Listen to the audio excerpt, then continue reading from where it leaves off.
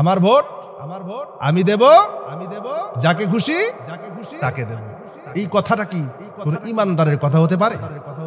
কোন মুসলমানের কথা হতে পারে? বরং একজন মুমিন, একজন মুসলমান, একজন ইমানদার, তার বক্তব্য হবে আমার ভোট আমি দেব ইসলাম পন্থীদের ব্যানারে। আমার কথাগুলি খুব মনোযোগ দিয়ে বোঝার চেষ্টা করেন। আমি কিন্তু গল্প কিস্সা কাহিনী বলতে পারি না, যতটুকুন বলবো বুঝতে হবে, শিখতে হবে, জানতে হবে। আমি জানি ভাঙ্গুরার মানুষ শিক্ষিত, মার্জিত, আপনারা বোঝেন, ইসলাম বোঝেন। ইসলাম এই পৃথিবীর অন্যান্য ধর্মের মতো গতানুগতিক কোন ধর্ম নয় যে একজনে বলে গেল কিছুক্ষণ আগে, আমি শুনলাম, আমার নোটে আছে, যে নামাজ পড়বেন, দান সদকা করবেন, হজ করবেন, আল্লাহ পরকালে অবশ্যই মাফ করবেন। যদি তাই হইতো তাহলে আবু জেহেল আগে জান্নাতে যাবে। আউযু বিল্লাহি মিনাশ শাইতানির রাজীম। বিসমিল্লাহির রাহমানির রাহিম। বিতাড়িত মরদুদ শয়তানের ওয়াসওয়াসা থেকে আল্লাহর কাছে পানা চাই। পরম করুণাময় আল্লাহ রাব্বুল আলামিনের নামে শুরু করা যাচ্ছে। আজকে আপনাদের সামনে যে বিষয় নিয়ে আলোচনা করব তা হচ্ছে আমাদের জন্য এদেশে দিন প্রতিষ্ঠা করতে গেলে পরে, ইসলাম প্রতিষ্ঠিত করতে গেলে পরে আমাদের করণীয় কিছু কাজ আছে না নাই? সেই কাজগুলি কি? তার আগে আমাদের জানা দরকার ইসলাম কেন প্রতিষ্ঠা করা দরকার। কাজগুলি বলবো, তার আগে গুরুত্ব বোঝা দরকার। ঠিক কিনা বলেন? দেখুন, ইসলাম এই পৃথিবীর অন্যান্য ধর্মের মতো গতানুগতিক কোন ধর্ম নয়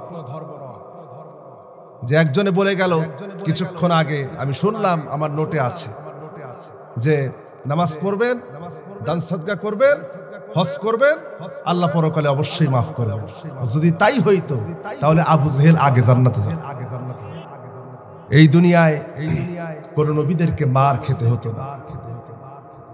নবীরা সমাজে, রাষ্ট্রে, পরিবারে, সব জায়গায় ইসলামকে প্রতিষ্ঠার জন্য কথা যখনই বলেছেন তখনই নবীদের উপরে বাধা এসেছে। আর ইসলাম প্রতিষ্ঠিত হওয়া ব্যতীত কখনোই কোনোভাবেই মানুষের তৈরি করা কোনো মতবাদ দিয়ে, মানুষের তৈরি করা কোনো আইন দিয়ে এদেশকে বৈষম্য মুক্ত করা সম্ভব হবে না, হবে না, হবে না, আল্লাহর কসম। যেমনি ঠিক বললেন তাতে মনে হয় আপনারা আমার কথাই বোঝেন। আগামীকাল সকালে যাইয়া নাস্তা করে তারপরে বললেন, ঠিক কিনা বলেন? আল্লাহর নবী, বিশ্ব নবী জনাবে মুহাম্মদ রাসূলুল্লাহ সাল্লাল্লাহু আলাইহি ওয়াসাল্লাম যেই সমাজ কায়েম করেছিলেন, যেই রাষ্ট্র কায়েম করেছিলেন, ওই রাষ্ট্র, ওই সমাজ যেভাবে করে কায়েম করেছিলেন কোরআনে কারীমের নির্দেশনা দিয়ে, কোরআনে কারীমের আইন দিয়ে, ওই সমাজ প্রতিষ্ঠিত না করা পর্যন্ত পৃথিবীর মানুষের তৈরি করা কোনো মতবাদ দিয়ে এই পৃথিবীর মানুষের শান্তি আনয়ন করা সম্ভব নয়। শান্তি তো হবেই না, দুনিয়ায় তো শান্তি পাবেন না, তার সাথে সাথে দুনিয়ার শান্তি তো শেষ হবে। তার সাথে সাথে যখন দুনিয়া থেকে বিদায় হয়ে যাবেন, কবরে চলে যাবেন, হাসরে চলে যাবেন, ওই সময়টাও আপনার জন্য বড় মুসিবত হয়ে যাবে। কি হবে? ওই যে আমার শ্রদ্ধেয় বড় ভাই আলী আসগর সাহেব যেই আয়াতে কারিমা তিলাওয়াত করলেন, আল্লাহ পাক বলছেন, আল-ইয়াওমা নানসাকুম কামা নাসিতুম লিকা ইয়াউমিকুম হাদা। আল্লাহ পাক বলবেন, কিয়ামতের দিন তোমরা যেভাবে করে দুনিয়ায় আমার আইনকে, আমার সংবিধানকে, আমার নীতিকে, আমার আদর্শকে যেভাবে করে ভুলে গিয়েছিলে, আমি আল্লাহ রাব্বুল আলামিন আজ তোমাদেরকেও ভুলে গেলাম। আপনি বলেন, আল্লাহ পাক যদি কিয়ামতের দিন আমাদেরকে ভুলে যান, বান্দা হিসেবে যদি পরিচয় না দেন, এর চাইতে বড় মুসিবত, এর চাইতে বড় বিপদ আর আমাদের জন্য আর কিছু হতে পারে নাকি? পারে? সবচাইতে বড় মুসিবত হবে, সবচাইতে বড় বিপদ হবে আল্লাহ পাক যদি কিয়ামতের দিন আমাদেরকে ভুলে যান। আল্লাহ ভুলবেন না কখন? মানুষ তো ভুল তো করবেই, করবে না? মানুষ শব্দটি ইনসান মানেই হচ্ছে ভুল। ইনসান মানে কি? নিসিউন থেকে এসেছে, এর অর্থ হচ্ছে ভুল, ভুল করা। মানুষ ভুল করবে, কিন্তু তার আদর্শ যদি সঠিক হয়, তার নীতি যদি সঠিক হয়, সে যদি আল্লাহকে রব বলে মানে, সমাজে, রাষ্ট্রে, পরিবারে, ব্যক্তিগত জীবনে, রাষ্ট্রীয় জীবনে, আন্তর্জাতিক জীবনে, সব জায়গায় যদি আল্লাহকে রব বলে মানতে পারে, তবে ওই বান্দা যদি ভুল করে তাহলে কি হবে? কিয়ামতের দিন রব্বুল আলামিন ওই সকল বান্দাদের কি আল্লাহ পাক পর্দার আড়ালে ডেকে নিয়ে যাবেন। পর্দার আড়ালে ডেকে নিয়ে যায় বলবেন, বান্দারে দুনিয়ায় এই ভুল করেছিল নাকি? বান্দা বলবে, রব্বুল আলামিন, আল্লাহর মুখ থেকে, আল্লাহ পাকের কুদরতি জবান থেকে এই কথা শোনা মাত্র বান্দার চোখ দিয়ে দরদর করে পানি বের হয়ে যাবে। বলবে, রব্বুল আলামিন, বুঝি নাই, ভুল করে ফেলেছি। আল্লাহ পাক বলবেন, ও আমার বান্দা, যেহেতু দুনিয়ায় আমাকে একমাত্র পারিবারিক জীবন থেকে শুরু করে নিয়ে রাষ্ট্র জীবন পর্যন্ত সব জায়গায় আমাকে রব বলে স্বীকৃতি দিয়েছিলে, আমাকে মেনেছিলে এবং আমার দিনকে জমিনে প্রতিষ্ঠার জন্য চেষ্টা করেছিলে, ইসলাম দিয়ে জীবন চালাবার জন্য চেষ্টা করেছিলে, তারপরেও সামান্য ভুল যা হয়ে গেছে, আমি আল্লাহ রাব্বুল আলামিন তোকে মাফ করে দিলাম। বান্দারে, যা, আমার জান্নাতে চলে যা। কিন্তু যদি তা না হয়, আপনি দুনিয়ায় থাকলেন, মসজিদে যাই আল্লাহরে মানলেন, মসজিদের বাইরে যে মানুষের তৈরি করা মতবাদকে মানলেন, এর নাম তো ইসলাম না। এর নাম কি ইসলাম? এর নাম ইসলাম নয়। আমার ভাইরা, আমার কথা বুঝতে কষ্ট হচ্ছে? কণ্ঠ একটু বসে আছে, আমার একটু কষ্ট হচ্ছে বলতে, তারপরও আপনারা যদি ধৈর্য ধরেন আর যদি দোয়া করতে থাকেন, আল্লাহ তাআলা তো চাইলে কথা বলতে বলতেও কণ্ঠের অবস্থা ভালো করে দিতে পারেন, পারেন না? ইচ্ছা কার? আল্লাহ পাক, তিনি চাইলে সব পারেন।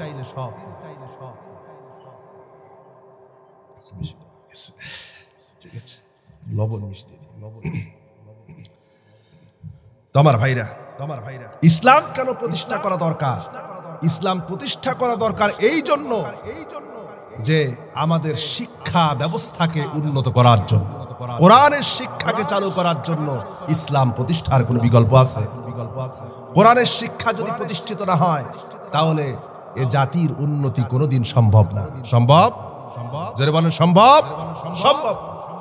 কোরআন হচ্ছে, কোরআন কারীমের মাধ্যমে মানুষ যে জ্ঞান পায়, আল্লাহ পাক এই পৃথিবীর মানুষকে প্রথম যে ফরজটা করে দিয়েছেন, সেই ফরজের নাম কি বলেন তো?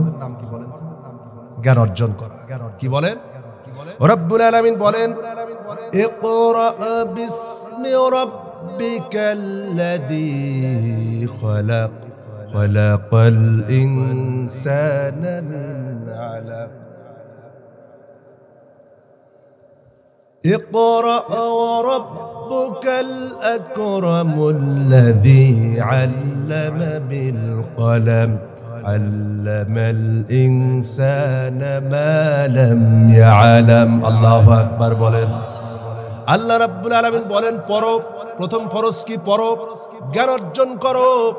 এই পৃথিবীর ভিতরে আপনি টাকা পয়সা অর্জন করেন, সম্পদ অর্জন করেন, অথবা জমি জমা, বাড়ি গাড়ি, টাকা পয়সা যাই করেন না কেন, ইচ্ছা করলে পরে আপনার টাকা চুরি হয়ে যেতে পারে। পারে কিনা বলেন? একজন চোর আপনার টাকা চুরি করতে পারে, একজন হাইজাকার আপনার গাড়িটা হাইজাক করে নিতে পারে, একজন ডাকাত আপনাকে রাস্তায় ধরে মেরে ফেলে দিয়া আপনার বাড়িটা নিয়ে নিতে পারে, অথবা একজন অত্যাচারী শাসক, অত্যাচারী নেতা ইচ্ছা করলে পরে আপনার মাঠের জমিটাকে দখল করে নিতে পারে। কিন্তু এই পৃথিবীর ভিতরে এমন সম্পদ আছে যেই সম্পদকে কোনোদিন হাইজ্যাক করা, ডাকাতি করা কোনোদিন সম্ভব না। সেই সম্পদের নাম কি বলে? সেই সম্পদের নাম কি? জ্ঞান। জ্ঞান হাইজ্যাক করা যায়, চুরি করা যায়, হ্যাঁ? জ্ঞান চুরি করা যায়, ডাকাতি করা যায়। চুরি ধরে যদি আমাকে বলেন যে বেটা তোর ভিতরে যা জ্ঞান আছে সব আমারে দিয়ে দে, পারা যাবে? সম্ভব। জ্ঞান এমন এক সম্পদ যে সম্পদ কখনো মানুষের কাছ থেকে চুরি করা যায় না, ডাকাতি করা যায় না, ছিনতাই করা যায় না, ইচ্ছা করলে কেড়ে নেওয়া যায়। মুসলমানকে এই জ্ঞান অর্জনের ব্যাপারে তাগিদ দিয়েছেন আল্লাহ রাব্বুল আলামিন, এবং নবীদেরকে প্রেরণ করা হয়েছে। এই পৃথিবীতে নবীদেরকে পাঠানো হয়েছে, এই জন্য পাঠানো হয়েছে নবীরা তার জাতির লোকদেরকে শিক্ষা দেবেন। আল্লাহ রাব্বুল আলামিন হাবিব বলেছেন, আমার আপনার হাবিব বিশ্বনবী জনাব মুহাম্মদুর রাসূলুল্লাহ সাল্লাল্লাহু আলাইহি ওয়াসাল্লাম বলেছেন, ইন্নামা বুইসতু মুআল্লিমান, আমি পৃথিবীতে প্রেরিত হয়েছি শিক্ষক হিসেবে দুনিয়ায় এসেছি। জোরে বলেন সুবহানাল্লাহ। রাসূল কি বলেন? শিক্ষক। রাসূল আমাদের জন্য কি? শিক্ষক, মহান আদর্শ। সে আদর্শকে আমরা গ্রহণ করতে পারি না, সে আদর্শ আমাদের মধ্যে আছে। অথচ আল্লাহ রাব্বুল আলামিন বলে দিয়েছেন, লাকাদ কানা লাকুম ফি রাসূলিল্লাহি উসওয়াতুন হাসানা, তোমাদের জন্য গ্রহণযোগ্য মহত্তম আদর্শ হচ্ছে তোমাদের রাসূল, আর তোমাদের রাসূলের ভিতরেই তোমাদের জন্য আদর্শ রয়েছে। ধরে বলেন সুবহানাল্লাহ। এই পৃথিবীর যত বড় নেতা হোক, যত বড় নেত্রী হোক, যেই হোক না কেন, কেউ যদি আল্লাহ নবীর আদর্শের উপরে যদি নিজের নেতৃত্বকে প্রতিষ্ঠিত না করে, একজন মুসলমান হিসাবে ওই লোকের নেতৃত্ব কোনোদিন মানতে পারে না। ঠিক কিনা বলেন?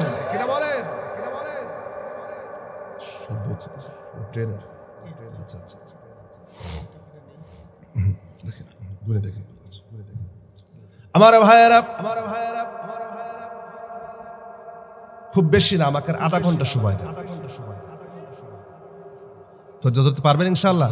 হ্যাঁ আমার ভাইয়েরা, এই জন্য আজকে বিগত 16 বছর যাবত পর্যন্ত, এমনকি স্বাধীনতার পর থেকে নিয়ে 71 সালের পর থেকে নিয়ে দেশটাকে শুধু সেপারেট করলাম, মুসলমান দেশে বসবাস করলো, কিন্তু বড় পরিতাপ আর আফসোসের বিষয়, আজ পর্যন্ত বাংলাদেশের সিলেবাসে কোরআনের সিলেবাস বাধ্যতামূলক করা হলো না। অথচ এই দেশে 90% মুসলমান বসবাস করে। এই ব্যর্থতা কি আমাদের না অন্যদের? কাদের ব্যর্থতা? আমাদের ব্যর্থতা। আমরা পারি নাই, এজন্য কি হয়েছে? পারি নাই, এই জন্য ফলাফল কি দাঁড়ায়?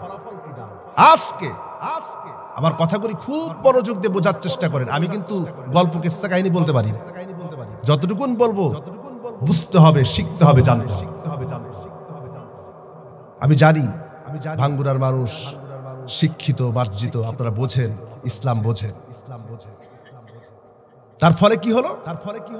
আজকে 53 বছর হয়ে গেল। এই 53 বছরে আমাদের দেশ থেকে চুরি বন্ধ হয়ে গেছে, কমেছে না বেড়েছে? ডাকাতি, রাহাজানি, ছিনতাই সব বাড়লো। কেন? কেন বাড়লো? কারণ আসল শিক্ষা নাই। কি নাই? আসল শিক্ষা নাই। শিক্ষার হার বেড়েছে, কিন্তু দেশ থেকে দুর্নীতি বন্ধ হয় না, দেশ থেকে চাঁদাবাজ বন্ধ হয় নাই, দেশ থেকে রাহাজানি বন্ধ হয় নাই, অপরাধ বন্ধ হয় নাই। কারণ কোরআনে কারিমের শিক্ষা আমরা বাধ্যতামূলক করতে পারি। আজকে বিশ্ববিদ্যালয়গুলিতে কোরআনে কারিমের শিক্ষা নাই বলে, কোরআনে কারিমের সিলেবাস নাই বলে, ইসলামের শিক্ষা নাই বলে আজকে বিশ্ববিদ্যালয়ের ছাত্র হয়ে শিক্ষকের গায়ে হাত দিতে পর্যন্ত দ্বিধাবোধ করে না। এত বড় হায়ার ডিগ্রি অর্জন করার পরে, এত বড় শিক্ষা নিকেতনে বসে থাকার পরেও সেখানে নারীর সঙ্গে কেলেঙ্কারি, ধর্ষণে সেঞ্চুরি করে। এই হচ্ছে আমার দেশ, এই হচ্ছে শিক্ষা। অথচ আল্লাহর নবী মাত্র 23 বছরের জীবনে এমন সমাজ প্রতিষ্ঠিত করেছিলেন, যেই সমাজে চুরি ছিল না, ডাকাতি ছিল না, অন্যায় ছিল না, খুন ছিল না, রাহাজানি ছিল না। কিভাবে প্রতিষ্ঠিত হলো? কারণ হলো আল্লাহর হাবিব 23 বছরে কোরআনে কারিমের মাধ্যমে সাহাবীদেরকে প্রশিক্ষণ দিয়েছিলেন, যার কারণে এত সুন্দর সমাজ প্রতিষ্ঠিত হয়েছিল যে মানুষ দরজা খুলে ঘুমাবার সুযোগ পেয়েছে, কারো মনের ভিতরে কোনো ভয় ছিল না। ঠিক কিনা? আজকে যদি আমি আল্লাহর নামের কসম করে বলি, আমি আল্লাহর নামের কসম করে বলি, আল্লাহি রাব্বিল কাবা, আজকে যদি বাংলাদেশের প্রাইমারি স্কুল থেকে শুরু করে নিয়ে বিশ্ববিদ্যালয় পর্যন্ত যদি কোরআনের সিলেবাসকে যদি বাধ্যতামূলক করা হয়, আগামী 10 বছরের ভিতরে, 20 বছরের ভিতরে এই বাংলাদেশ থেকে চুরি বন্ধ হবে, ডাকাতি বন্ধ হবে। এক একজন আল্লাহ পাকের ওলি বিশ্ববিদ্যালয় থেকে বের হবে। জোরে বলেন ঠিক কিনা? তারা তো নারীর সতীত্ব হরণ করা তো দূরের কথা, বরং বিশ্ববিদ্যালয় থেকে এমন সোনার টুকরা সন্তান বের হবে যে তারা তো নারীর সতীত্ব হরণ করবেই না, বরং নারীর সতীত্ব রক্ষার জন্য এক একজন পাহারাদার হয়ে যাবে। এজন্য আজকে আমাদের মূল দাবি হচ্ছে, ইসলাম প্রতিষ্ঠিত না হলে এটা সম্ভব। জোরে বলেন সম্ভব। যদি ইসলামকে প্রতিষ্ঠিত করতে না পারে, তাহলে আগামীতে এমন শিক্ষা ব্যবস্থা চাপে পড়বেন, আপনার সন্তান, আদর্শ সন্তান হওয়া তো দূরের কথা, আপনারও বেঁচে খাবে। ঠিক কিনা বলেন? আমার ভাইয়েরা, 2 নাম্বার হচ্ছে অপসংস্কৃতি আছে না নাই? গান বাজনা, বেলাল্লাপনা, বেহায়াপনা আপনাদের এলাকায় মনে হয় না করে? এই যে কয়েকদিন আগে 31st নাইট পালিত হলো, আপনাদের এলাকার যুবকেরা করে নাই? মাশাআল্লাহ করেছে। হ্যাঁ, গ্রামগঞ্জে যদি একটু কম হয়, কিন্তু শহরগুলিতে যেখানে শিক্ষিতর হার বেশি, সেখানে 31st নাইট বিদেশি কালচার, অমুসলিমদের কালচার এমন ভাবে অপসংস্কৃতি চেপে বসেছে, যাজ 31st নাইটের দিনে রাজশাহী শহরে, আমি তো রাজশাহী শহরে থাকি, রাজশাহী শহরে দিকে তাকালে মনে হয় না যে এটা কোনো মুসলমানের দেশ, কোনো মুসলমানের শহর। এই হচ্ছে অপসংস্কৃতি আমাদের উপর এমন ভাবে চেপে বসেছে। এটা থেকে বাঁচতে হলে ইসলাম প্রতিষ্ঠার কোনো বিকল্প। এবার আসেন, অর্থনৈতিকভাবে কল্যাণ হারিয়েছি, কারণ রব্বুল আলামিন বলেছেন, কাইলা ইয়াকুনু দুনাতাম বাইনাল আগনিয়াই মিনকুম। জোরে বলেন আল্লাহু আকবার। তোমরা ধনীদের কাছে সম্পদকে কুক্ষিগত করো না। আজকে সম্পদ শুধু ধনীদের কাছে কুক্ষিগত হয়, ঠিক কিনা বলেন? যার টাকা আছে সেই ব্যাংকে টাকা রেখে সুদের পিছনে লাগায়া গরিবদের রক্ত চুষতেছে, আর ধনী আরো দিনে দিনে ধনী হচ্ছে।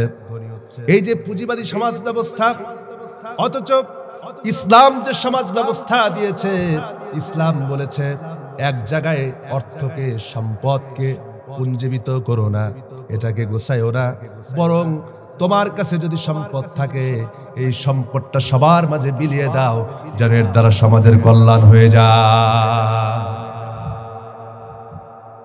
কিন্তু আমরা এমন সমাজ ব্যবস্থা নিয়ে আসলাম যেখানে জাকাতের সিস্টেম নাই। জাকাতের পরিবর্তে যেখানে ধনীরা গরিবদেরকে দেবে, কিন্তু শয়তান বুদ্ধি করে ঢুকায় দিল যে গরিবরা এখন তাদেরকে দেয়, ধনীদেরকে দেয়। ঠিক কিনা বলেন? আমার ভাইয়েরা, খুব সংক্ষেপে আগাচ্ছি, এক একটা পয়েন্ট, লম্বা লম্বা পয়েন্ট, যেহেতু রাত অনেক হয়ে গেছে। এরপরে আসেন ঐক্য ধ্বংস। আজকে মুসলমানদের ভিতরে ঐক্য আছে? জোরে বলেন।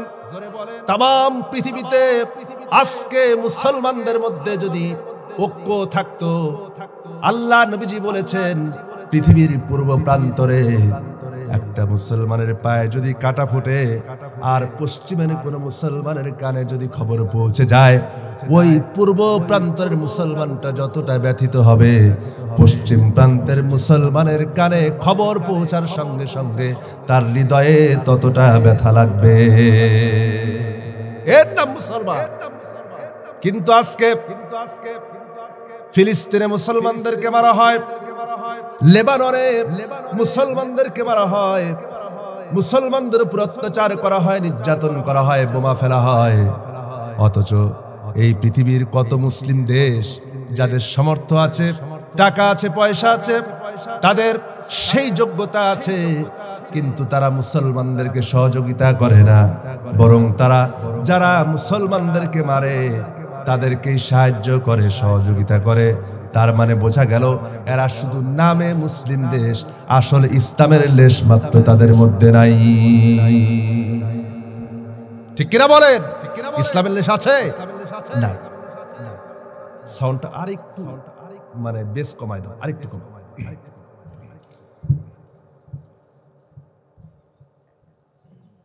আমার ভাইয়েরা, এবার ঠিক আছে না? আমার ভাইয়েরা, এবার আসেন আমাদের মুসলমানদের রাজনীতি ধ্বংস করা হয়েছে। ঠিক কিনা বলেন? আজকে মসজিদে যায় ইসলামী রাষ্ট্র ব্যবস্থা নিয়ে কথা বললে পরে এক শ্রেণীর মুসলমান আছে, তারা দাঁড়ায় বলবে মসজিদের ভিতরে রাজনৈতিক আলাপ করতে নাই। এমন আল্লাহওয়ালা, এমন সুফি কোন লোকগুলি বলে, দেখবেন ওই লোকগুলি মসজিদে যায় এই ফতোয়া দেবে, যেই লোকটা সারা জীবন মানুষের অন্যায় করেছে, মানুষের হক নষ্ট করেছে, বড় অফিসে চাকরি করেছে, টাকা ছাড়া কোনোদিন একটা সইও করে নাই, ঘুষ ছাড়া সই করে নাই, তারপরে এই লোকটা যখন কোনো পদে থেকেছে মানুষের উপর অত্যাচার করেছে, কন্যার হক মেরেছে, ভাইয়ের হক মেরেছে, পরিবারের হক নষ্ট করেছে, জমিতে যায় জমির আইল ঠেলেছে, কিন্তু বয়স যখন হয়ে গেছে তখন মাথায় একটা টুপি দিয়া, গায়ে লম্বা একটা জুব্বা গায়ে দিয়া, হাতে একটা তসবিহ নিয়া মসজিদে গিয়া তারপরে বড় বড় ফতোয়া দেবে। মসজিদে রাজনীতিক আলাপ করতে নাই। আছে না নাই? জোরে বলেন, আছে না নাই? আপনাদের এলাকায় বুঝি নাই? আছে? আছে। আসল ব্যাপারটা ইসলাম। নবী করিম সাল্লাল্লাহু আলাইহি ওয়াসাল্লাম মসজিদে নববী থেকে মদিনার রাষ্ট্র পরিচালনা করেছেন। জোরে বলেন সুবহানাল্লাহ।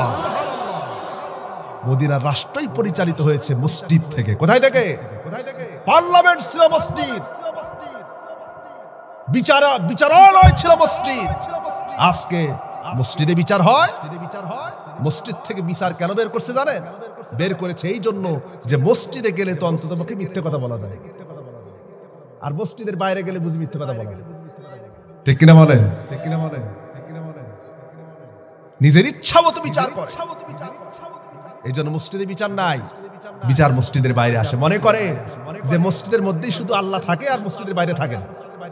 এরকম নাকি? আল্লাহ কি এমন? বরং রব্বুল আলামিন বলেন, আল্লাহ পাক বলেন, এই পৃথিবীর প্রতিটি জায়গায় আমার জ্ঞান ছড়িয়ে রেখেছি। তুমি যেখানে যাই করো না কেন, আমি রব্বুল আলামিনের দরবারে তা ধরা পড়ে যা।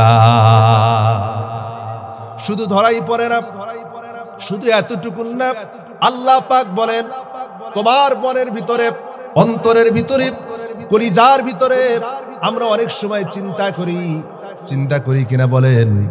চিন্তা করি, অনেক চিন্তা করি।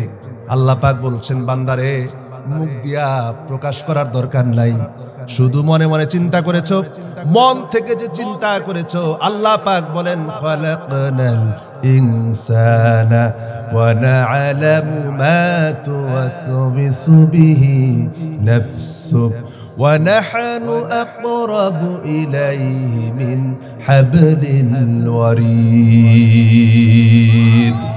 আল্লাহ পাক বলেন ও মানুষ, মানুষ সৃষ্টি করেছি আমি আল্লাহ, আর তার মনের ভিতরে, অন্তরের ভিতরে কি চিন্তা হয়, কি কল্পনা করে, কি ভাবনা ভাবে, সেই সম্পর্কে আমি আল্লাহ সব জানি। জোরে বলেন সুবহানাল্লাহ। তার মানেটা কি? আপনার মনে যা চিন্তা করে সেটাও কে জানেন? এখন ওই যে যারা মনে করে যে মসজিদে আল্লাহ আছে আর বাইরে নাই, তাদের সম্পর্কে একটা হাদিস বলি। এই উম্মতের জন্য, আমাদের জন্য, অন্যান্য নবীর জামানায় যত উম্মত এসেছিল, খুব ভালো করে বোঝেন, যত উম্মত এসেছে তাদের জন্য নির্দিষ্ট একটা জায়গায় যে ইবাদত করা লাগে। কিন্তু আমাদের জন্য কি তাই? মাঠে সেজদা দিলে কবুল হবে কিনা, বাড়িতে সেজদা দিলে কবুল হবে কিনা, লঞ্চের মধ্যে দাঁড়ায় সেজদা দিলে কবুল হবে কিনা, তার মানে আমাদের জন্য আল্লাহ পাক বোনাস করে দিয়েছেন মুহাম্মদুর রাসূলুল্লাহ সাল্লাল্লাহু আলাইহি ওয়াসাল্লামের উম্মত যদি পৃথিবীর যে কোনো প্রান্তরে সেজদা দিয়া দেয়, রব্বুল আলামিন ওই বান্দার সেজদাকে কবুল করে নেন। তার মানে আল্লাহ পাক তামাম পৃথিবীটাকে আমাদের জন্য মসজিদ বানায় দিয়েছেন। শুধু তো একটা ঘর বানায়ছে এই জন্য মসজিদ না, বরং রব্বুল আলামিন আমার আপনার জন্য তামাম পৃথিবীটাকে মসজিদ বানিয়েছেন। এই জন্য যেখানে যাবেন ভয় করবেন কাকে? আল্লাহর ভয় যতক্ষণ পর্যন্ত তৈরি না হবে, ততক্ষণ পর্যন্ত একটি সমাজ, একটি রাষ্ট্র, একটি জাতি সুন্দর বৈশিষ্ট্যপূর্ণ সমাজে পরিণত হতে। ইসলাম তো শুধু গতানুগতিক ধর্ম নয় যে শুধুমাত্র সপ্তাহে একদিন যায় মসজিদে নামাজ পড়লাম আর দৈনিক 5 বার যায় মসজিদে সেজদা দিয়ে দিলাম আর মুসলমান হয়ে গেলাম। ইসলাম তো এমন কোন ধর্ম না, এমন কোন ধর্ম নাকি? বরং ইসলাম হচ্ছে ইন্নাদ-দীনা ইনদাল্লাহিল ইসলাম। তোমাদের জন্য জীবনের সকল ক্ষেত্রে মনোনীত ধর্ম হচ্ছে ইসলাম। মুকাম্মাল লিজামে হায়া, যার মধ্যে রয়েছে পরিপূর্ণ জীবন বিধান। এখানে আছে আইনের কথা, এখানে আছে দণ্ডবিধির কথা, এখানে সব আছে। পারিবারিক আইনের কথা আছে, মিরাজ বন্টনের কথা আছে, এমনকি সমাজে আদালতে বিচার কার্য কিভাবে করবেন, একজন মুসলমান কিভাবে চোরের বিচার করবে, কিভাবে ডাকাতের বিচার করবে, কিভাবে জেনাকারীর বিচার করবে, আছে না নাই? এগুলি তো লম্বা কথা, সব আছে। এই জন্য কেউ যদি এটাকে না মানে তাহলে কি সে মুসলমান থাকতে পারবে নাকি? যদি বিশ্বাস না করে মুসলমান থাকবে? মুসলমান থাকবে না। আল্লাহ পাক বলেন তোমরা যদি নিজেকে মুসলমান দাবি করার পরে বাইরে, মসজিদের বাইরে যায়, সমাজের ভিতরে, আইন আদালতে, রাষ্ট্রে, সংবিধানে, এইখানে যদি আমার দিনকে যদি গ্রহণ করতে না পারো, তাহলে তোমাদের নামাজ, রোজা, হজ, যাকাত, ইবাদত কোনটাই গ্রহণ করা হবে না। দাবিকার কোরআনে কারীম বলছে وَمَن يَبْتَغِي غَيْرَ الْإِسْلَامِ دِينًا فَلَن يُقْبَلَ مِنْهُ وَهُوَ فِي الْآخِرَةِ مِنَ الْخَاسِرِينَ। আল্লাহ পাক বলেন وَمَن يَبْتَغِي غَيْرَ الْإِسْلَامِ دِينًا, আমি যে পরিপূর্ণ জীবন বিধান দিলাম তোমাদের জন্য, সামাজিক আইন দিলাম, রাষ্ট্রীয় আইন দিলাম, পারিবারিক আইন দিলাম, মিরাসের আইন দিলাম, সংবিধান দিলাম, এইটাকে বাদ দিয়ে তুমি যদি মানুষের তৈরি করা আইন কানুনকে গ্রহণ করো, তোমার কোনো ইবাদত গ্রহণ করা হবে না।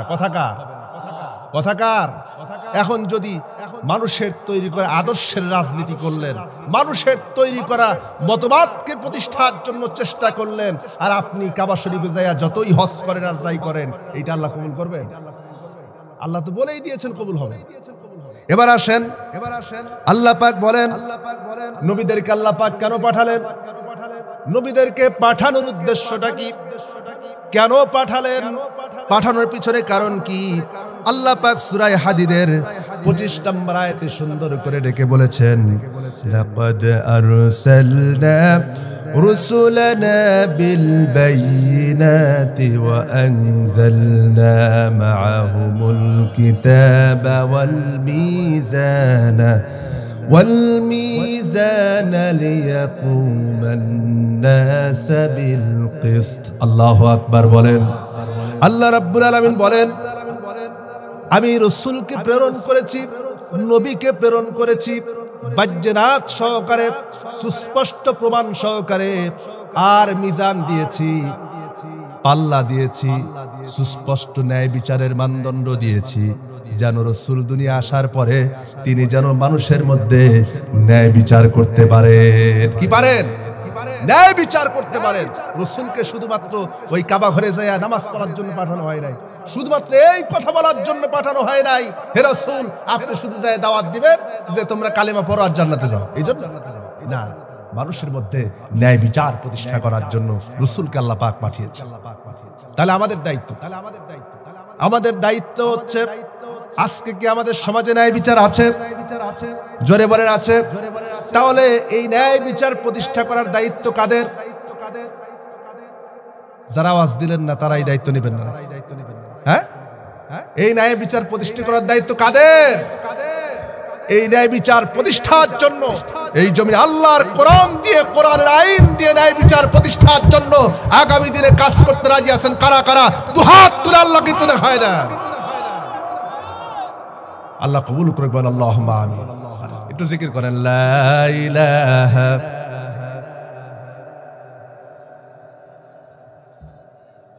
ঠিক আছে, বেসটা একটু কমাইতে বলো।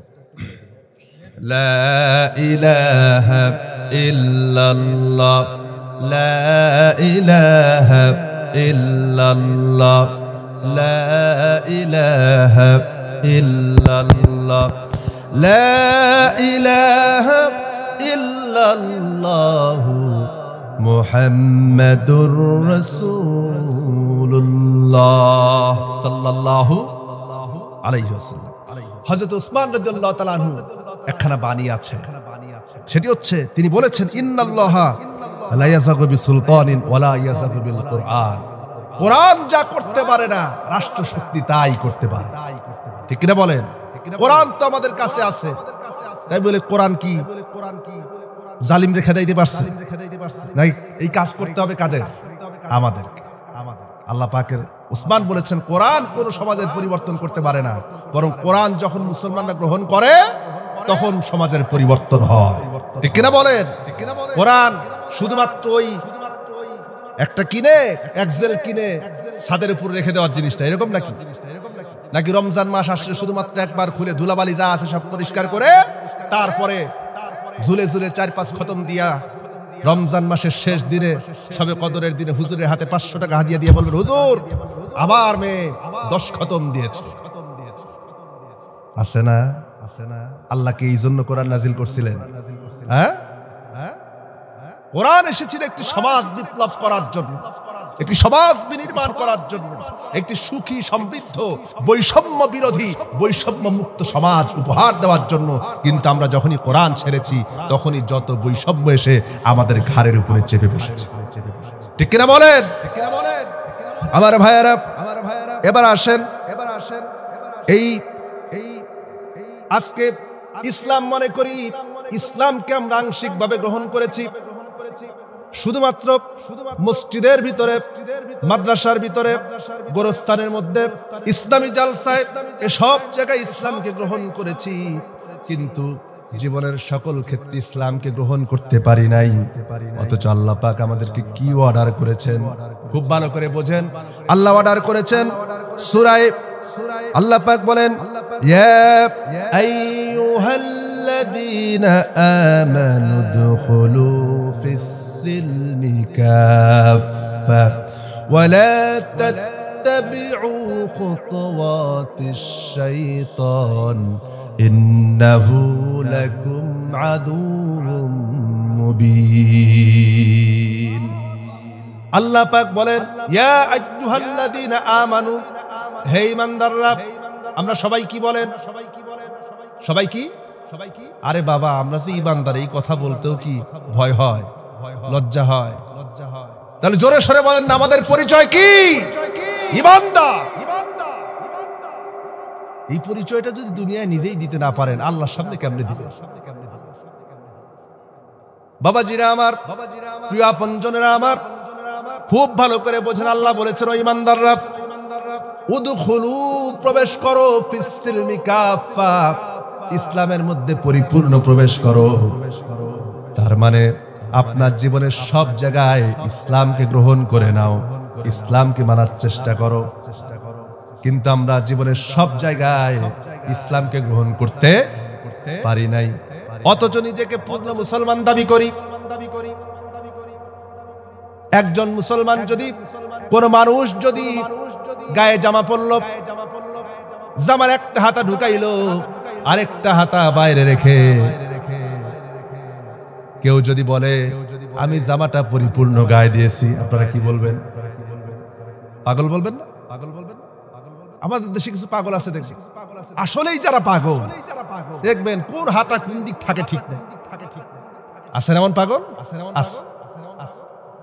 অথচ তারে যদি জিজ্ঞেস করেন, এই পাগল, জামাটা এমন অবস্থায় কেন? সে বলবে, বলোটা কি, আমি তো জামা পরেছি।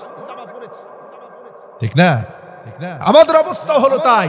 আমরা বলি যে আমরা ইসলামকে মেনেছি, অথচ অর্ধেকটা মেনেই মনে করি যে ইসলাম পুরাটাই গ্রহণ করেছি।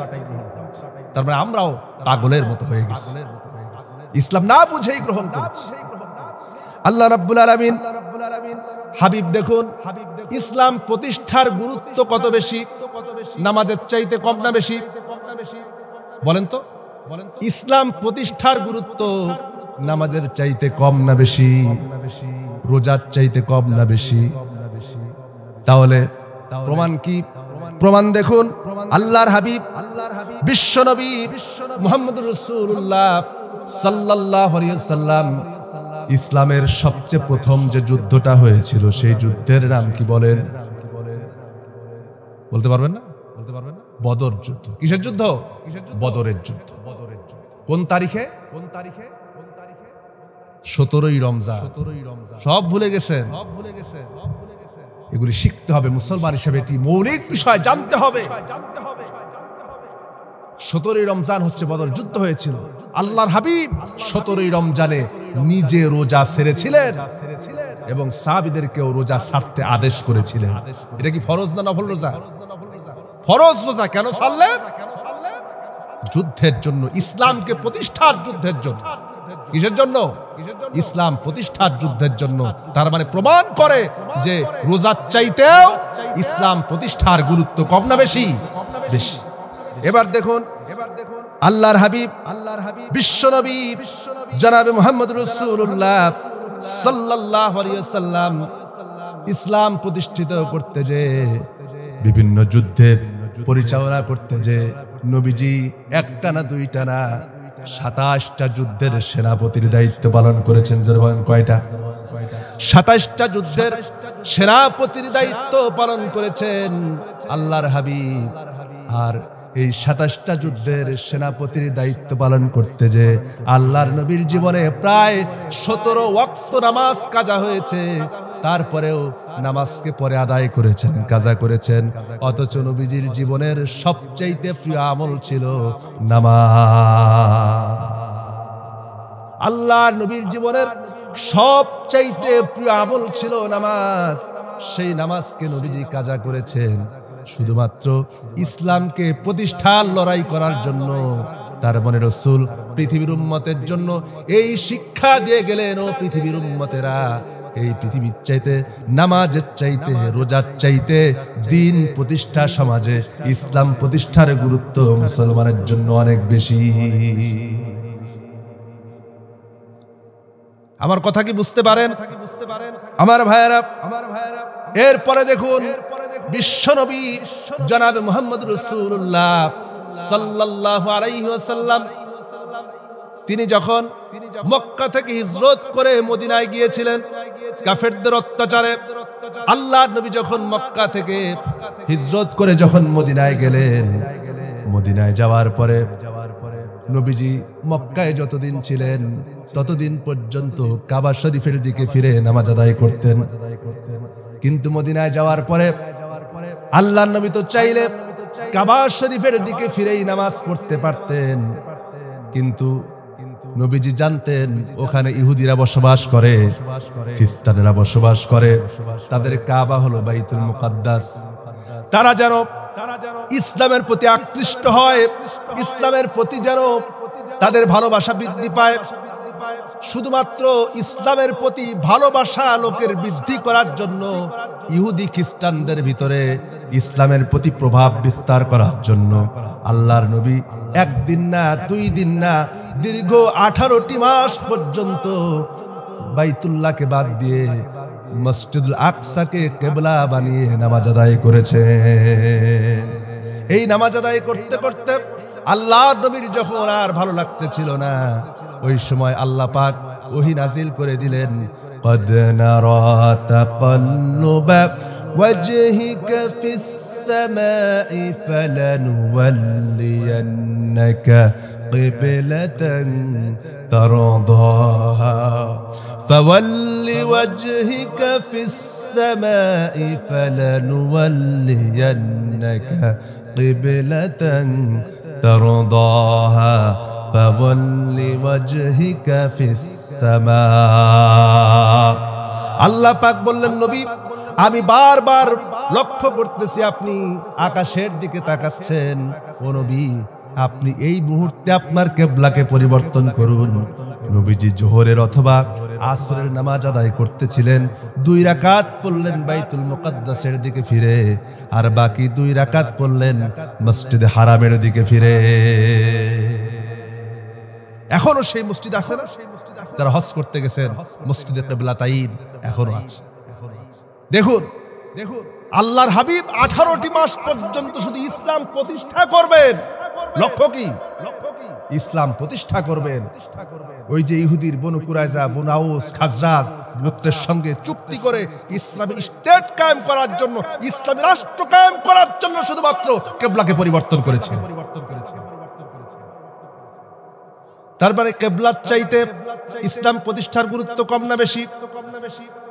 আজকে দেখুন আমরা মুসলমান, আমাদের ভিতরে নামাজের গুরুত্ব আছে, হজের গুরুত্ব আছে, যাকাতের গুরুত্ব আছে, সবকিছুর গুরুত্ব আছে, কিন্তু আমরা মুসলমান। আজকে আমাদের ভিতর ইসলাম প্রতিষ্ঠিত হোক এই চিন্তা, এই মগজ, এই মনোবাসনা আজ আমাদের ভিতরে নাই। তাহলে কিসের মুসলমান হলাম? রাসূল কি আদর্শ শিখালেন আর আমরা করতেছিটা? আমার বাবাজিরা, তাহলে ইসলাম প্রতিষ্ঠার গুরুত্ব বুঝলাম না? কিছুটা হইলেও তো বুঝছি, নাকি কিছুই বোঝেন না? বুঝতে পেরেছেন? এবার আসুন, এখন এই ইসলামকে প্রতিষ্ঠিত করতে হলে আমাদের কিছু করণীয় আছে না? সেই করণীয় কে বলে দেবেন? আল্লাহ বলে দেবেন। আল্লাহ পাক বলেন, এবার খুব ভালো করে লক্ষ্য করুন। 1 নম্বরের করণীয় হলো, 1 নম্বরের কাজ হলো ঈমান আনা এবং আমলে সালেহ করা। আল্লাহ পাক কোরআনে কারীমের ভিতরে ওয়াদা করেছেন, মুমিনদের জন্য ওয়াদা করেছেন। আল্লাহ পাক বলেন, ওয়া'আদাল্লাহুল্লাযীনা আমানু মিনকুম ওয়া আমিলুস সালিহাত লা ইয়াস্তাখলিফান্নাহুম ফিল আরদি কামা ইস্তাখলাফাল্লাযীনা মিন ক্বাবলিহিম। আল্লাহু আকবার কবেন না? আল্লাহ পাক বলেন, আমি ওয়াদা করতেছি, আল্লাহ ওয়াদা করেছেন, ওয়াদাল্লাহুল্লাযীনা আমানু, আল্লাহ ঈমানদারদের সঙ্গে ওয়াদা করেছেন। আল্লাহর ওয়াদা কি মিথ্যা হয় নাকি? বলেন, ওয়ামান আসদাকু মিনাল্লাহি কিলা, আল্লাহর চাইতে সত্যবাদী, আল্লাহর ওয়াদার চাইতে সত্য। ওয়াদাল্লাহি হক, আল্লাহর ওয়াদা কি? সত্য। আল্লাহর চাইতে সত্য ওয়াদা তো আর কেউ করতে পারে না। সে আল্লাহ ওয়াদা করেছেন, তোমরা যদি ঈমান আনো আর যদি আমলে সালেহ করো, নেক কাজ যদি করো, আমি রব্বুল আলামিন এই পৃথিবীর ভিতরে তোমাদেরকে খেলাফত দান করব, নেতৃত্ব দান করব। জোরে বলেন সুবহানাল্লাহ। এখন ভালো কাজ কারে বলে? ভালো কাজ মানেটা কি? আমরা তো মনে করি দান সদকা করা, রাস্তাঘাট নির্মাণ করা, ভালো ভালো কাজ করা। ভালো কাজ করলেই শুধু ভালো কাজ হয় না, বরং ইমানের দাবি অনুযায়ী যে কাজ করা হয় সেটাকেই বলা হয় আমলে সালেহ। কি বলা হয়? নেক কাজ বলা হয় ওই জিনিসকে। ঈমান, আপনি ঈমান আনার পরে আপনাকে ইসলাম যেভাবে বলেছে, যেই নির্দেশনা দিয়েছে, যেই বিধান মতো চলতে বলেছে, ওই বিধান অনুযায়ী ওই মতের উপরে চলার নাম হলো নেক কাজ। আর এই নেককারবাসী বান্দাদের জন্য রব্বুল আলামিন দুনিয়ায় তো খেলাফত দান করবেন। শুধু এতটুকুন সুসংবাদ দিলেন না, দুনিয়ায় তো খেলাফত আছেই, দুনিয়ায় তো নেতৃত্ব আছেই, তার সাথেও আল্লাহ পাক সূরা কাফের ভিতরে বলেছেন, আল্লাহ পাক বলেন, ইন্নাল্লাযীনা আমানু ওয়া আমিলুস সালিহাতি কানাত লাহুম জান্নাতুল ফিরদাউসি নুজুলা। আল্লাহ পাক বলেন, নিশ্চয় অবশ্যই যারা ঈমান আনবে আর ঈমানের দাবি অনুযায়ী আমল করবে, আমলে সালেহ করবে, কিয়ামতের দিন আমি আল্লাহ রাব্বুল আলামিন তাদেরকে জান্নাতুল ফিরদাউস দান করব। তাহলে পুরস্কার কয়টা?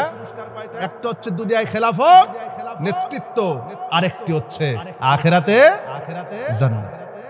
তার মানে আমরা যদি আমাদের আমলে সালের যে অবস্থা, আমাদের আমলে সালের যে অবস্থা, এই অবস্থা থেকে এটা প্রমাণিত হয় যে দুনিয়ায় তো যেটা নগদ পাওয়ার কথা ওইটাই পাই নাই,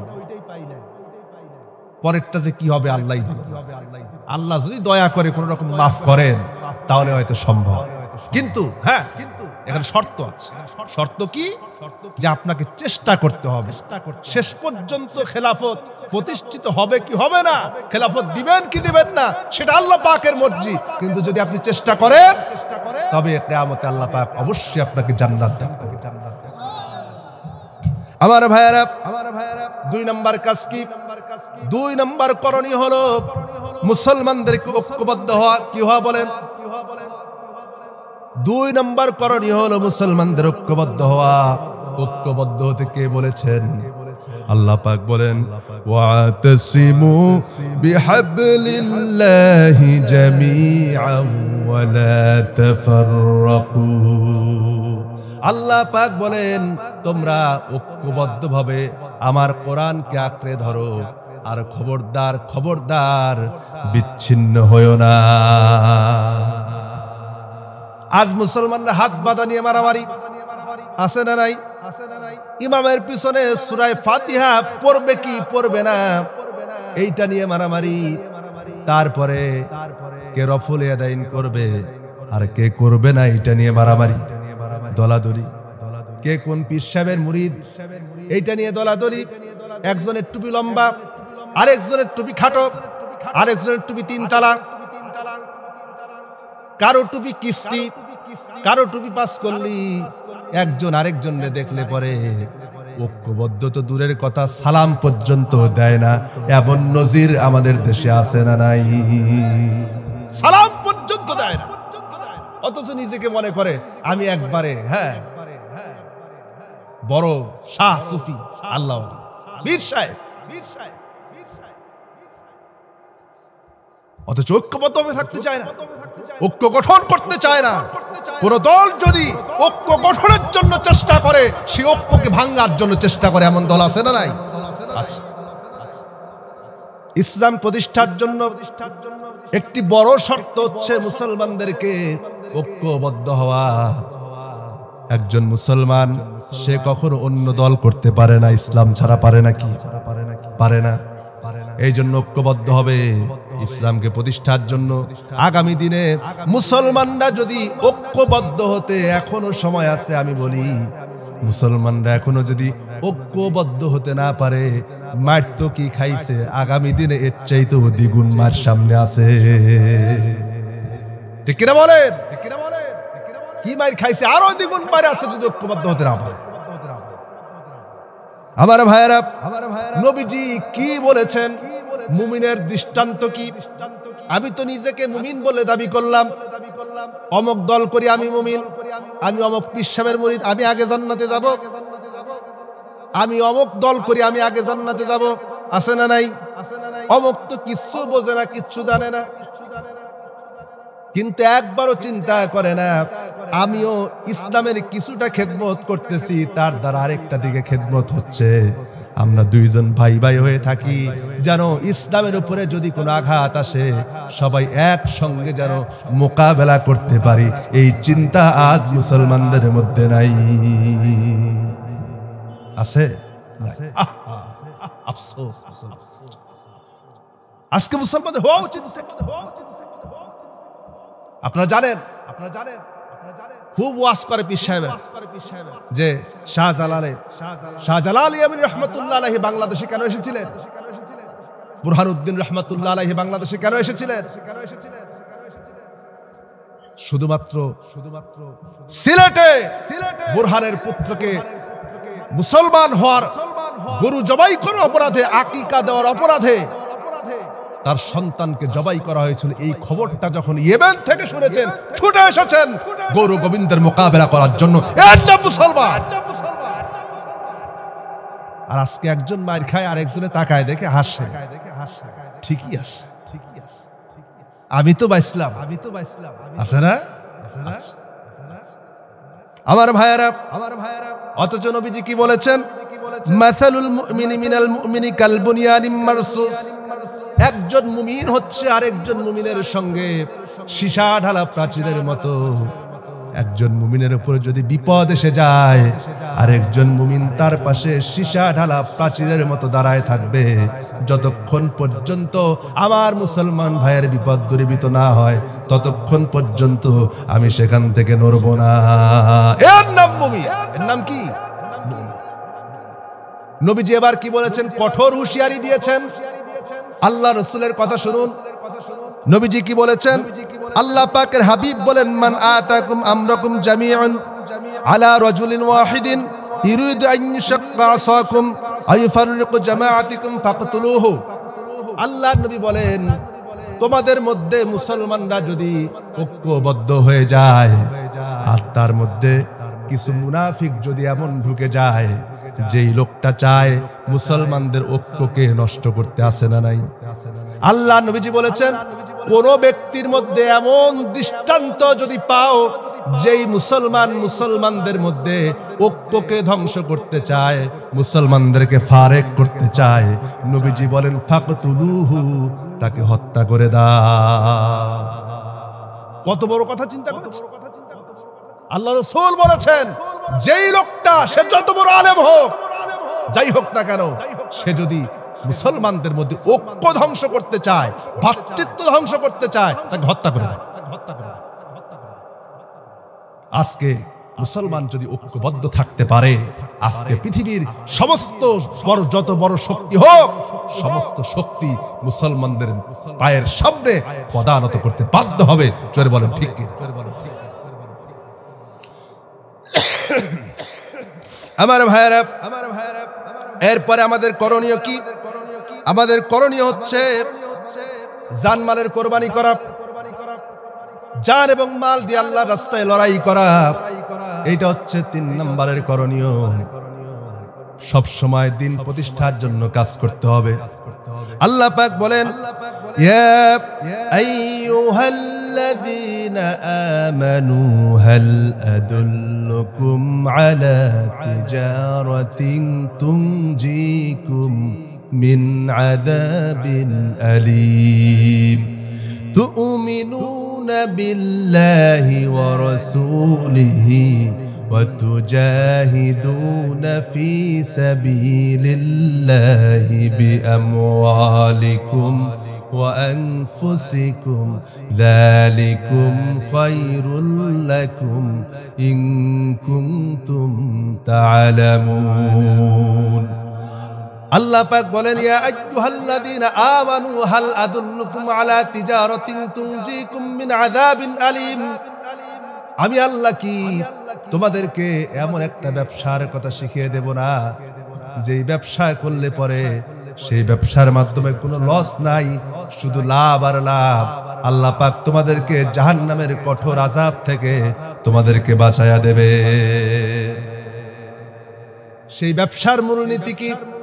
আল্লাহ পাক বলেন, তুমিনুনা বিল্লাহি ওয়া রাসূলিহি ওয়া তুজাহিদুনা ফি সাবিলিল্লাহি বিআমওয়ালিকুম। আল্লাহ পাক বলেন তার প্রথম নাম্বার শর্ত হচ্ছে ঈমান আনবে। আল্লাহর প্রতি, কার প্রতি? আল্লাহর প্রতি ঈমান, রাসূলের প্রতি ঈমান। আর ওয়া তুজাহিদুনা ফি সাবিলিল্লাহি বিআমওয়ালিকুম ওয়া আনফুসিকুম, আর তোমাদের জান এবং মাল দ্বারা এই জমিনে, আল্লাহর জমিনে আল্লাহর দ্বীন প্রতিষ্ঠার জন্য চেষ্টা করবে। জান আর মাল ওকাতরে বিলিয়ে দিতে হবে আল্লাহর জমিনে, আল্লাহর দ্বীনকে প্রতিষ্ঠার জন্য। যদি আজকে তো সম্পদ এই যে গোরস্থানে দিচ্ছেন, গোরস্থানে দেওয়াটা অতটা জরুরি না, কিন্তু যতটা জরুরি আপনার দ্বীন প্রতিষ্ঠার জন্য মাদ্রাসায় দেওয়া, দ্বীন প্রতিষ্ঠার জন্য ব্যয় করা, সেখানে দেওয়া বেশি জরুরি। আপনি গোরস্থান সুন্দর করলেন কিন্তু আপনার জীবনটাই সুন্দর করতে পারলেন না, কবরে যায় কি নাজাত হবে? সুন্দর পাকা করা গোরস্থানে যায়া পাকা করা দেখে মনে হয় ফেরেশতা বলবে যা তোরে মাফ করে দিলাম, এরকম হবে? হ্যাঁ, হবে। এই জমিনে আল্লাহর দ্বীনকে প্রতিষ্ঠার জন্য আমার ভাইয়েরা, 4 নম্বর করণীয়, এইটা বলেই শেষ করব। 5 মিনিট আমাকে সময় দিবেন, খুব মনোযোগ দিয়ে এই কথাটা শোনা রাখবে। যোগ্য প্রতিনিধি নির্বাচন করা। কি করা? দ্বীন প্রতিষ্ঠার জন্য আমরা মুসলমান হিসেবে আমাদের করণীয় হচ্ছে যোগ্য প্রতিনিধি নির্বাচন করা। কি করা? আমাদের দেশে নির্বাচন যখন আসে, নির্বাচনের সময় প্রতিটি দলের মুখে, প্রতিটি ইসলাম ছাড়া যত দল আছে সমস্ত দলের মুখে একটা স্লোগান শুনতে পাওয়া যায়। তারা বলবে, জনগণের সামনে দাঁড়ায় মাইক একটা হাতে নিয়ে বলবে, এই দেশের জনগণ হচ্ছে সকল ক্ষমতার উৎস, সুতরাং জোরে বলেন নাউজুবিল্লাহ। 2 নম্বর তাদের স্লোগান হচ্ছে, আপনারা সবাই বলবেন আমার ভোট আমি দেব, যাকে খুশি তাকে দেব। এই স্লোগান আছে না? আমার ভোট আমি দেব, যাকে খুশি তাকে দেব। এই কথাটা কি কোন ইমানদারের কথা হতে পারে? কোন মুসলমানের কথা হতে পারে? বরং একজন মুমিন, একজন মুসলমান, একজন ইমানদার, তার বক্তব্য হবে আমার ভোট আমি দেব ইসলাম পন্থীদের ব্যানারে। ঠিক কিনা বলেন? যেভাবে আওয়াজ দিলেন তাতে আপনারা ইসলাম পন্থীদের ব্যানারে দেবেন? হ্যাঁ, আপনি মুসলমান বলে দাবি করতে হলে পরে, ইসলামের উপরে টিকে থাকতে হলে পরে ইসলাম পন্থীদের ব্যানারেই আপনাকে আসতে হবে। সুতরাং ইসলামের পন্থী যারা ইসলাম প্রতিষ্ঠিত করতে চায়, এই জমিনে আল্লাহর বিধান দিয়ে রাষ্ট্র সমাজ পরিচালনা করতে চায়, তাদের দিকেই ফিরে আসতে হবে। সুতরাং আপনার স্লোগান হবে মুসলমান হিসেবে আমার ভোট আমি দেব ইসলামপন্থীদের ব্যানারে। কেন? কোরআন থেকে আমরা একটু প্রমাণ। আল্লাহ পাক বলেন কেন করব, উদ্দেশ্য কি, লক্ষ্য কি? কোরআন আমাকে কি দিক নির্দেশনা দিচ্ছে? আল্লাহ পাক বলেন সূরা নিসার 85 নম্বর আয়াতে আল্লাহ পাক तमाम পৃথিবীর মুসলমানদেরকে ডেকে বলেছেন, মাইয়াশফা শাফাআতান হাসানাতান ইয়াকুন লাহু নাসীবুম মিনহা ওয়া মান ইয়াশফা শাফাআতান সাইয়্যাতান ইয়াকুন লাহু কিফলুম মিনহা। আল্লাহ পাক বলেন তোমার সুপারিশ, তোমার সিলমারা, তোমার কার্যকারিতা, তোমার মিছিল, তোমার ভোট, তোমার সুপারিশ করা, এইটা যদি হয় কোনো কল্যাণের পক্ষে, ইসলামের পক্ষে যদি হয়, ওই লোকটা যত ভালো কাজ করবে প্রত্যেকটা ভালো কাজের বদলা আল্লাহ পাক তোমার আমল নামায়ও দিয়ে দিবে। আজ যদি একটা চায়ের আশায়, একদিনের কিছু টাকার আশায়, 500 টাকার লোভে ভোটটা যদি কোনো চোরের খাতায় পড়ে, কোনো ডাকাতের খাতায় পড়ে, কোনো সুদখোরের খাতায় পড়ে, কোনো জেনাকারীর খাতায় যদি পড়ে যায়, সাক্ষী যদি আপনার তার পক্ষে হয়, তাহলে ওই লোকটা যত অপরাধ করবে, যত অন্যায় করবে, প্রত্যেকটা অন্যায়ের জন্য আপনাকেও আল্লাহ পাক আসামির কাঠগড়ায় দাঁড় করাবে।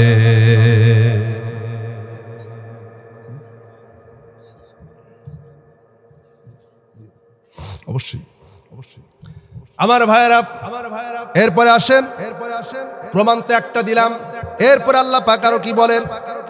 সত্যের পক্ষে থাকতে গেলে পরে, সত্যের পক্ষে সিল দিতে গেলে পরে, সত্যের পক্ষে পতাকা ধারণ করার ব্যাপারে আল্লাহ পাক আমাদেরকে আদেশ দিয়েছেন, ইয়া আইয়ুহাল্লাযীনা আমানু কুনু কাওয়ামিনা বিল কিসত, কুনু কাওয়ামিনা বিল কিসত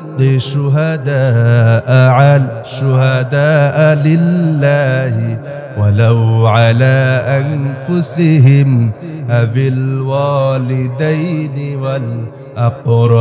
والأقربين। আল্লাহ পাক বলেন, ইয়া আইয়ুহাল্লাযীনা আমানু, হে ঈমানদাররা, আল্লাহ আমাদেরকে ডেকে বলেছেন, কুনু কাওয়ামিনা বিল কিসত শুহাদা লিল্লাহ, তোমরা পতাকা ধারণ করো, তোমরা সাক্ষ্য দাও সত্যের পক্ষে। কিসের পক্ষে? সত্যের পক্ষে, ন্যায়ের পক্ষে, ইসলামের পক্ষে সাক্ষ্য দাও, ইসলামের পক্ষে পতাকা ধারণ করো। এমন কোন পতাকা ধারণ করো না যেই পতাকার মাধ্যমে ইসলামী আদর্শ প্রতিষ্ঠিত হবে না, ব্যক্তির আদর্শ প্রতিষ্ঠিত হবে। বরং ইসলামের পক্ষে পতাকা ধারণ করো, ইসলামের পক্ষে সইটা দাও, ইসলামের পক্ষে সাক্ষ্য হও। আর এইটা করতে যে ওয়ালাউ আলা আনফুসিহিম, যদি তোমার অন্তর যদি তোমাকে বাধা দেয়, অন্তর যদি তোমাকে বাধা দেয়, অন্তর যদি তোমাকে বাধা দেয়, তোমার নিজেও যদি তোমাকে বাধা দেয়, তার মানে তুমি মনে করতে পারো যে আমি অমককে ভোট দিলে পরে আমার একটা বাড়ি হইতো, অমকের পক্ষে কাজ করলে পরে আমার একটা গাড়ি হইতো, অমকের পক্ষে কাজ করলে পরে 10,000 টাকা পাওয়া যেত। ওয়ালাউ আলা আনফুসিহিম, যদি তোমার অন্তর যদি সেটা চায়, সেটা থেকে বিরত থাকো, ওইটার লোভ করো না, ওইটার লোভ করতে যে আখিরাতকে বরবাদ করো না। আবিল ওয়ালিদাইন ওয়াল আকরাবিন, তোমার পিতা মাতাও যদি তোমাকে বাধা দেয় যে সত্যের পক্ষে ধারণ করো না, তুমি তো মুসলমান, সত্যকে গ্রহণ করেছো, পিতাও যদি বিরোধী হয়, তোমাকে সেখানে পিতার বিরোধী হওয়া লাগবে। সন্তান যদি বিরোধী হয়, আত্মীয় স্বজন যদি বিরোধী হয়, প্রতিবেশী যদি বিরোধী হয়, তবুও একজন মুসলমান কখনো অন্যায়ের পক্ষে সিল মারতে পারে না। এই জন্য সত্যের পক্ষে ধারণ করা লাগবে। কারণ প্রত্যেকটি মুসলমানের জন্য, প্রত্যেকটি ইমানদারের জন্য এদেশের এক একটি ভোট, এক একটি আমানত। আল্লাহ পাক এই আমানতকে রক্ষা করতে বলেছেন। আল্লাহ পাক বলেন, ইন্নাল্লাহা ইয়ামুরুকুম আন তুওয়াদ্দুল আমানাতি ইলা আহলিহা, প্রত্যেক ইমানদার যেন তার ভিতরের আমানতকে রক্ষা করে, তার সত্যের পক্ষে যেন অবস্থান করে, সে যেন কোনোভাবেই ইসলামী আদর্শ যারা চায় না, ইসলামী আদর্শ যারা প্রতিষ্ঠিত করতে চায় না, ইসলাম দ্বারা আইন চালাতে চায় না, দেশ চালাতে চায় না, সমাজ চালাতে চায় না, এইরকম দলের পক্ষে, এইরকম নেতার পক্ষে যেন কোনোভাবেই একজন মুসলমান সাপোর্ট দিতে পারে না।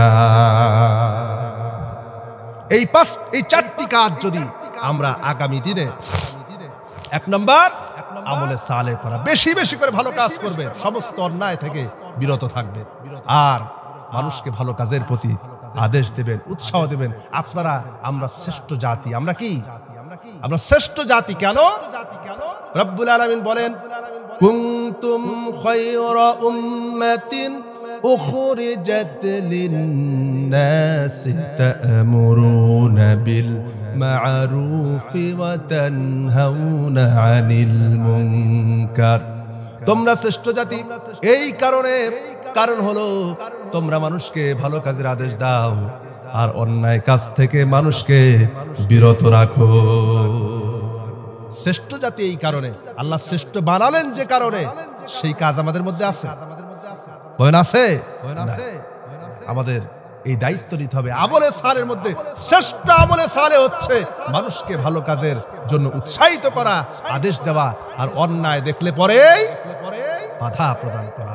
আল্লাহ আমাদেরকে সেই রকম মুমিন মুসলমান হয়ে যেন আমরা দুনিয়ায় টিকে থাকতে পারি, সত্যের পক্ষে যেন টিকে থাকতে পারি, ধারণ করতে পারি, ইসলাম প্রতিষ্ঠার জন্য যেন কাজ করতে পারি। আল্লাহ সেই তৌফিক যেন আমাদেরকে দান করেন। বল আল্লাহুম্মা।